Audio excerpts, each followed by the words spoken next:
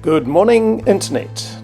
We are starting on the first leg of our Round the Edge of New Zealand series. The plan is to travel as close to the country's surrounding seas as possible, at times visiting remote parts that only the locals normally see. So today we start by visiting the European birthplace of the South Island, Port Underwood, a place lost in the mists of time to most people who haven't even heard of it. This is on the top of the South Island, so the episode will start with an S, in this case S01. The North Island episodes will start with an N, so as the series develops you will be able to easily navigate the edge of the entire country. We roll off the Blue Bridge ferry that we have sailed across the narrow, notorious piece of water that separates New Zealand's North and South Islands, the Cook Strait. Here we wander east through Picton,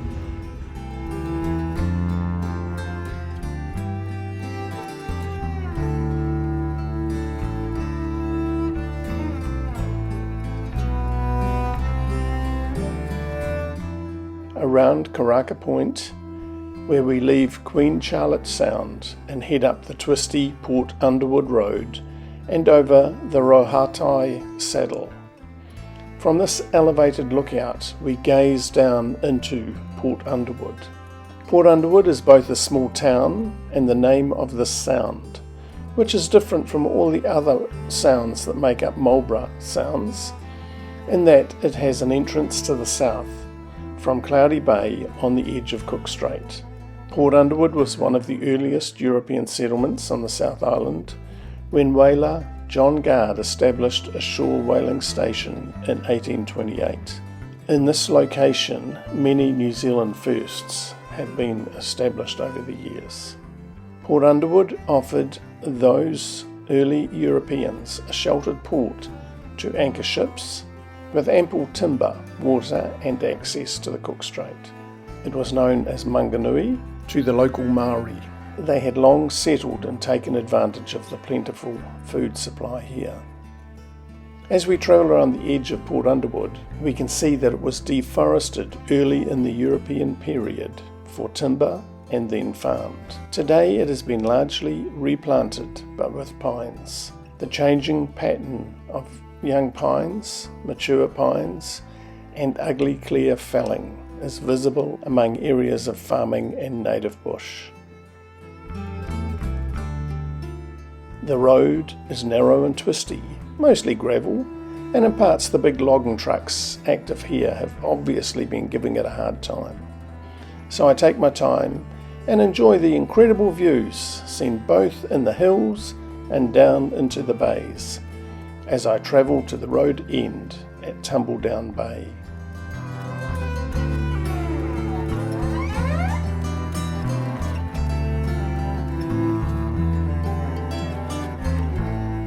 Here are a few batches.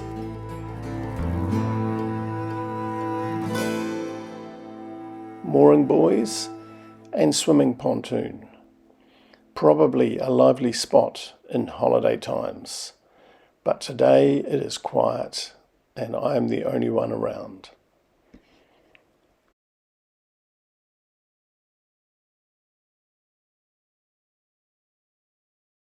The waters of this protected sound have seen many changes, from the passage of large and small waka through the smelly whaling period of 1820 through 1950. Whalers loved this sheltered spot close to the whale migration path through Cook Strait. It also provided access to a hard-working workforce of skilled seamen in the local Maori. Today it is dotted with marine farms that produce mussels in abundance that are valued for their large size, also providing work for the Marlborough district folk. It is also a popular recreational fishing area with beaches and campgrounds spread around its many bays. 5 kilometres south of Tumbledown is Cutters Bay, tucked just inside the Sound entrance. Here, back in 1844, Ellen Doherty was born. From this remote backwater, Ellen went on to become the world's first registered nurse. I bet you didn't know that New Zealand was the first country to recognise the value of nurses by formally registering them. This happened in 1901. There are many marked historical points around the Sound, and on the way back we stop at Underwood-Picton Bay, which is an area set aside to remember the work of Samuel Ironside, who lived here and served both Maori and Europeans. The Ebenezer church he established was 700 strong, indicating the size of the population in the early 1800s. Today it looks like you wouldn't get 700 people in the entire Sound, even at Christmas holiday time, let alone in one church. Samuel moored his boat in Mission Bay, Queen Charlotte Sound, and could walk over the hill to it in 45 minutes, a feat the locals say takes them 90 minutes today. From there he would sail to the rest of his parish, which went as far as D'Urville Island.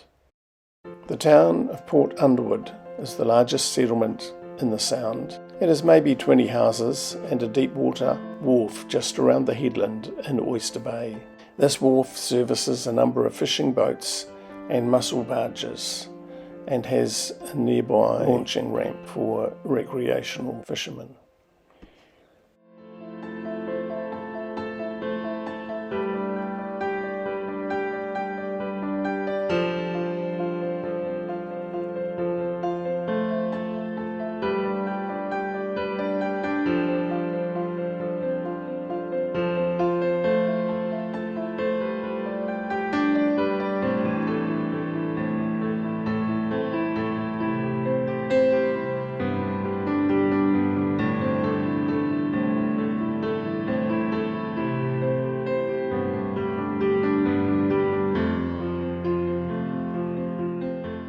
We continue back up around headlands and down into bays, including Ocean Bay, Robin Hood Bay and Whites Bay. All are picturesque, and the latter two have camping sites.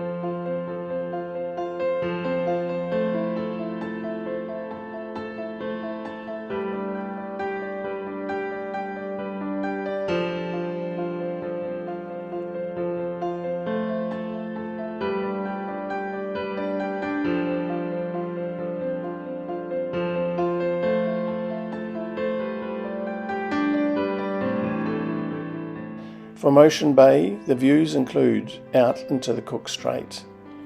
On clear days you can see across to the North Island and around to Cape Campbell Lighthouse to the south.